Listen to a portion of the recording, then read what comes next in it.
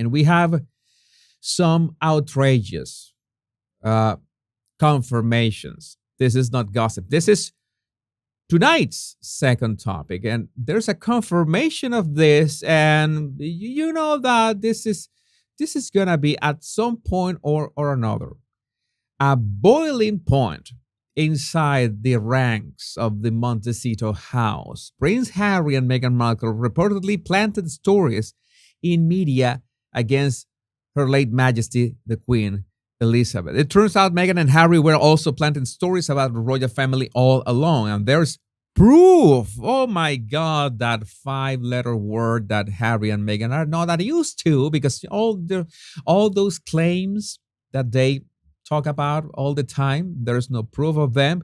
But let's see. Let's take a look at this. I'm gonna read this part. But that's not all. This friend of or source has aided them in something they never mentioned during their Netflix docuseries. According to Radar Online and those documents, the royal couple has been engaged in pitbull publicists to seed stories to favored media outlets. What are these stories about? Their plan was to tell these stories against the monarchy, which was during the time when Queen Elizabeth II was still alive. A royal author and commentator named Dylan Howard was the one who confirmed these details revealed by Radar Online. Yes, it's like, oh my God, this was absolutely not unexpected. I'm sure that Buckingham Palace was well aware of this. I'm sure that they tried to. What did you expect them to do?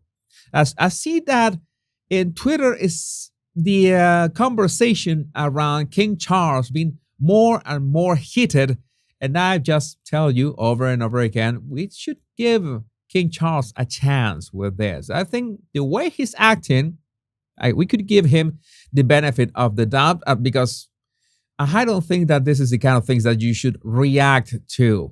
Okay, that's we could learn from Her Majesty the Queen that as far as she could say that recollections may vary. That's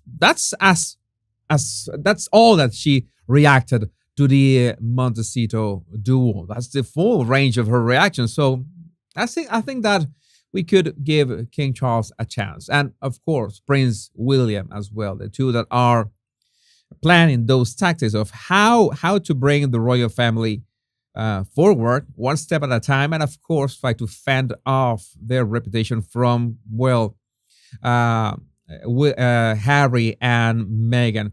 We know that they're still in the royal family's website.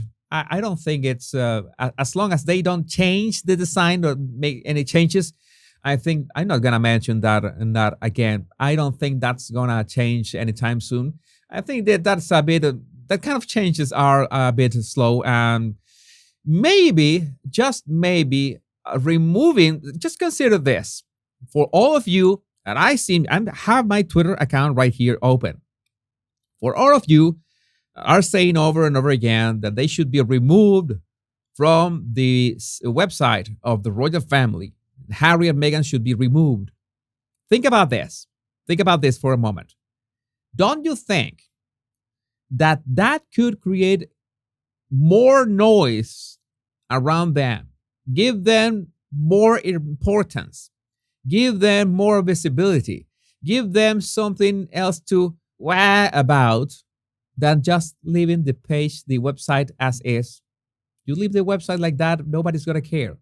Nobody's going to care about that. If you remove them from the website, it will be the Streisand effect. Remember, I've talked about the Streisand effect. You try to silence something or try to erase something, try people to not find out about something, and you end up propagating what you don't want people to find about. So that's the Streisand effect. I think removing them from the royal family's website would have the opposite effect that you are expecting to do. So King Charles' advisors would be aware of this. I'm sure of that. And they would have said, just leave it like that. Just leave it like that, because that will make so much more noise and unwanted noise. I agree, Christine. I agree with you. They would be victims again. Again. All right. All right. So, and this Queen Elizabeth's childhood friend, Lady Glenn Connor, I'm sure I'm pronouncing it wrong, hits out at Meghan Markle, saying the Duchess thought royal life would be like being a film star. And I think I thought I had generated an image here. Sadly, no. I tried to generate a funny image, but my artificial intelligence machine was not working properly today. But you can imagine that Meghan wanted to be like the protagonist of this show. Like, I'm coming here not only to modernize, this is not to modernize the monarchy.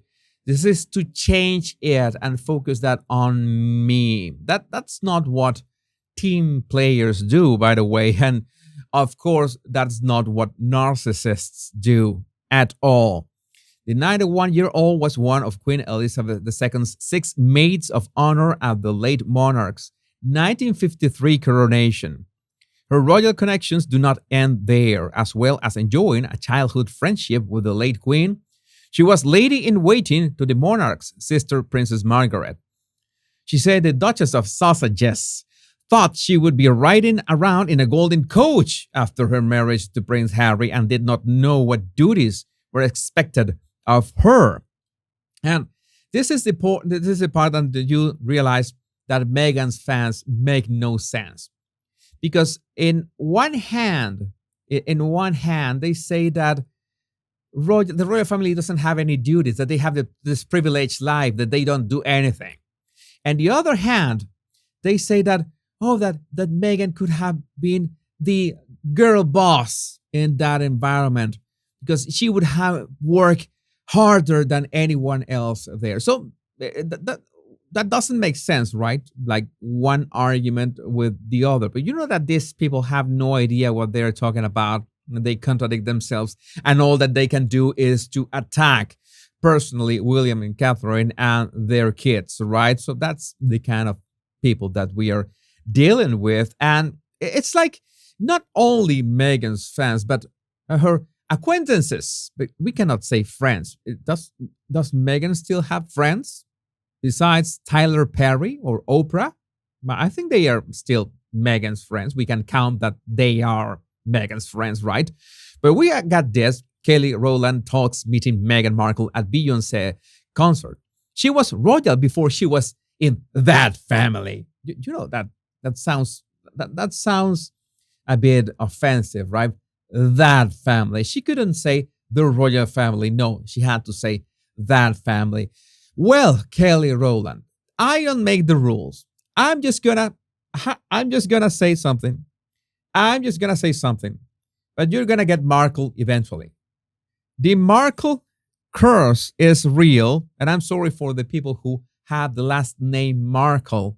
But I'm sure that there are plenty of you that watch my show, and you have nothing to do with Meghan Markle, and you have last name Markle, and you have nothing to do with the Markle claw, the Markle curse, the Markle everything, the Markle mask, nothing, all those trademarks. Meghan should trademark all that stuff, but I know that not because you have the last name Markle, you have anything to do with this. But Kelly Rowland, prepare to be Markle.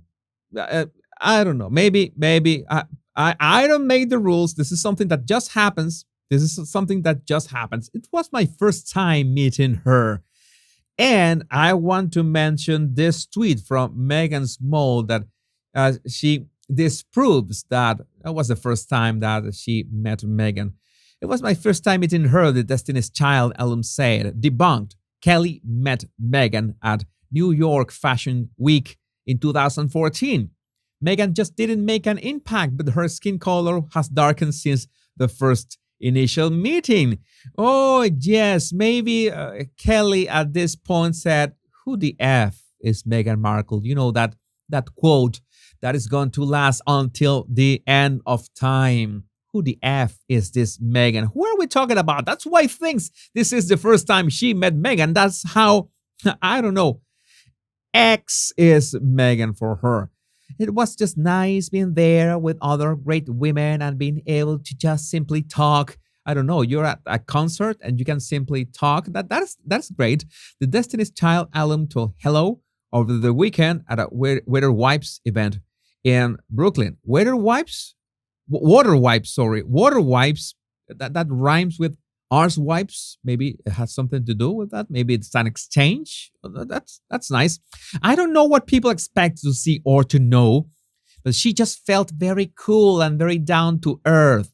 She is very warm, Roland continued. I would not be surprised that Roland read this from a piece of paper that she produced from her purse at the time of this interview. Oh my God, I have to read this. My reps told me that I had to read this. What a shame. What is this?